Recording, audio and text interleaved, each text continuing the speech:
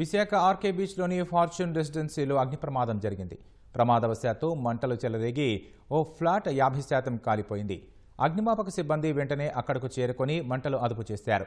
అదృష్టవశాత్తు అందరూ సురక్షితంగా బయటపడ్డారు.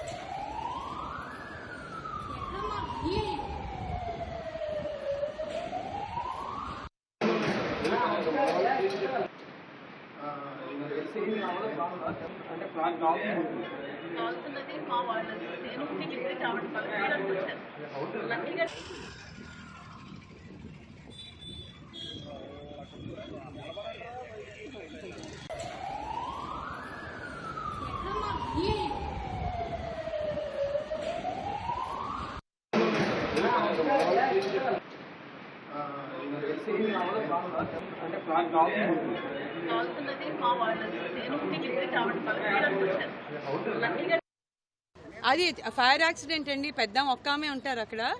ఆవిడ దీపం పెట్టుకుంటే గాలికి దీపం పడిపోయి మంట అంటుకుందంటే. Building system everything is very very fine. బిల్డింగ్తో ఏం ప్రాబ్లం లేదు, ఎవరికి లేదు. It was only a small accident. అది కొంచెం డ్యామేజ్ అయిందండి. ఆ ఫ్లాట్లో ఒకలే ఉన్నారండి, పెద్ద ఆవిడ ఉన్నారు. మిగతా వాళ్ళు ఆటోమేటిక్గా ఈ 96 అపార్ట్మెంట్స్ ఆల్మోస్ట్ వాళ్ళందరూ కూడా everyone are safe. New building కదా, మొత్తం అంతా కూడా ఫైర్ ఎస్టింగ్విషర్స్ కానీ, తర్వాత ఫైర్ పైప్ లైన్స్ కానీ everything is intact and everything is perfect.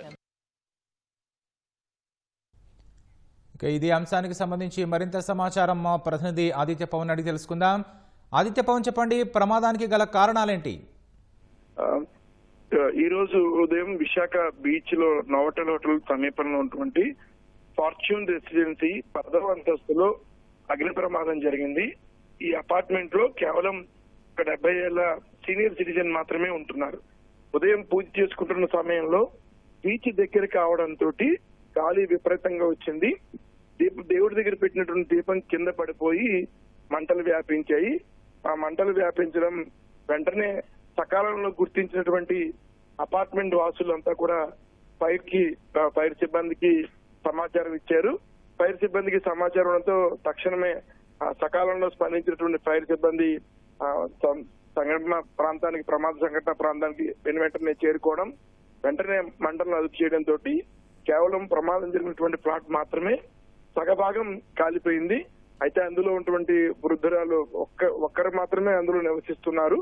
వారిని స్థానికుల ముందే బయటికి తీసుకొచ్చారు. ఒక రకంగా చెప్పాలంటే పెద్ద ప్రమాదం తప్పిందనుకోవచ్చు. ఎందుకంటే ఇది చాలా బహుళ అంతస్తుల ఫార్చ్యూన్ బీచ్ అనేది చాలా బహుళ అంతస్తుల భవనం. చాలా మంది రెసిడెంట్స్ ఉన్నారు. పక్కనే పెద్ద హోటల్ నోవటెల్ హోటల్ కూడా పక్కనే ఉంది. అయితే వెంటనే సకాలంలో ఫైర్ సిబ్బంది స్పందించడం, అపార్ట్మెంట్ లోని అసోసియేషన్ కూడా స్పందించడంతో పెద్ద ప్రమాదం తప్పిందనుకోవచ్చు. సంఘటన ప్రాంతాన్ని ఫైర్ ఉన్నతాధికారులు పరిశీలిస్తున్నారు.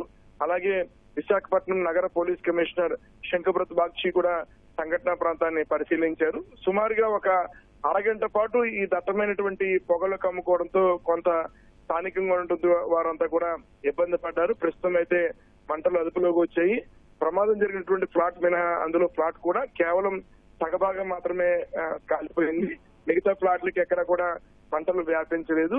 అయితే బహుళంతస్తుల భవనంలో తక్షణం ఫైర్ రావడానికి అనుకూలం ఉండడం, మరోవైపు ఫైర్ ఫైటింగ్ అనుకూలమైనటువంటి పరిస్థితులు ఉండడం వల్ల వేగవంతంగా మంటలను అదుపు చేయగలిగామని ఫైర్ అధికారులు తెలియజేస్తున్నారు. రాకేష్, ధన్యవాదాలు ఆదిత్య పవన్.